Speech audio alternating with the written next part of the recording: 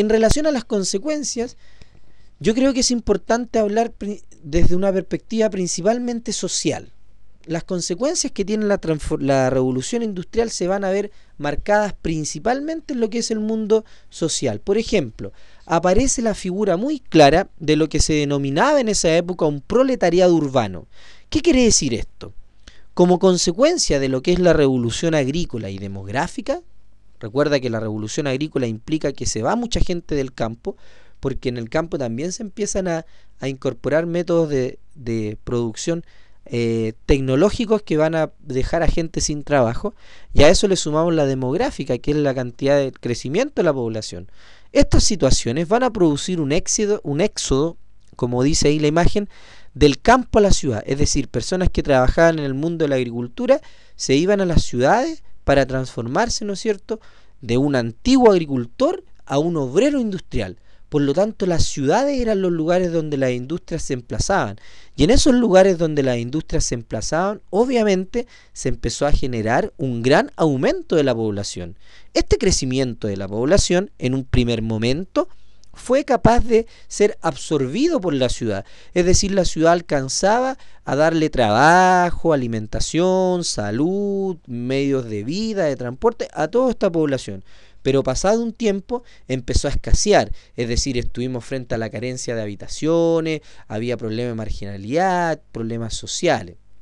A este tipo de situaciones también se le va a sumar las condiciones de vida bajo las cuales trabajaban estos primeros obreros. Ellos, ¿no es cierto?, sumaban una gran cantidad de horas de trabajo, faltaba una gran cantidad de leyes sociales, de resguardo, participaban hombres, mujeres, niños, no se discriminaba entre quién podía o no podía trabajar. Por lo tanto, todas estas situaciones, sumadas a salarios miserables, ¿no es cierto?, y carentes, como ya te dije, de una protección legal, va a generar lo que es un gran problema. A este problema social se le llama la cuestión social.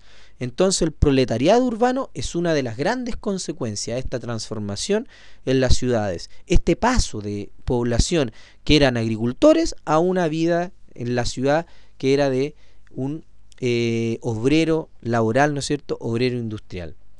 Sumado a esto, también se fortalece el poder económico de otro grupo social. Va a aparecer la burguesía industrial, es decir, quién eran los dueños de estas primeras empresas que poseían, ¿no es cierto?, a su favor todo lo que eran los medios de producción, y ellos también empiezan a ganar mucho dinero y por lo tanto se empieza a generar una brecha importantísima. La burguesía, entonces, estamos en presencia de un desplazamiento social, es decir, la burguesía ahora industrial, dueña de estas nuevas fábricas, desplazaba a la antigua aristocracia terrateniente. Entonces ahora el símbolo de poder y de riqueza ya no era el ser, ¿no es cierto?, un aristócrata que tuviera tierras, sino que más bien el símbolo del poder ahora radicaba en quienes iban a ser capaces de tener industrias, fábricas y dentro de esas industrias contratar trabajadores para desarrollar todos estos procesos industriales. Por lo tanto, estamos en presencia aquí de dos grandes consecuencias en el área particularmente social.